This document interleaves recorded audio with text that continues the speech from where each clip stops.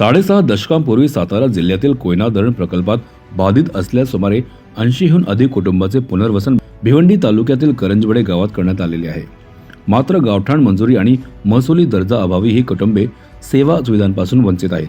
याबाबत न्याय मिळावा यासाठी ग्रामस्थांनी आमदार संजय केळकर यांनी जनसेविकाचा जनसंवाद या कार्यक्रमात भेट देऊन साकडे घातले. याबाबत महसूल मंत्र्यांच्या दालनात संयुक्त बैठक घेणार असल्याचे श्री केळकर म्हणाले. सुमारे 65 वर्षापूर्वी कोयना धरण प्रकल्पग्रस्त 80हून अधिक कुटुंबाचे पुनर्वसन भिवंडी तालुक्यातील करंजवडे गावात करण्यात आले आहे. मात्र या कुटुंबाच्या 3 पिढ्या सोयी सुविधांपासून वंचित असल्याची व्यथा या ग्रामस्थांनी आमदार केळकर यांच्याकडे मांडली.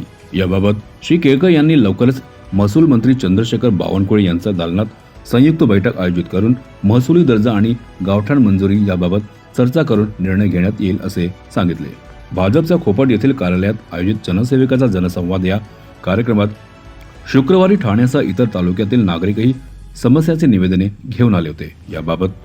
यात बाळकोम येथील दोस्ती गृहसंकुल परिसरात वाढत्या अपघातांमुळे गतिरोधकाची मागणी आणि परिवहन सेवेतील कंत्राटी कामगारांच्या समस्या आदी समस्यांची निवेदने प्राप्त झाली. श्री केळकर यांनी काही प्रकरणात तत्काळ संविधानास फोन करून त्यावर निर्णय घेतले तर काही प्रकरणाचा पाठपुरावा करून नागरिकांना न्याय मिळवून देणार असल्याचे सांगितले.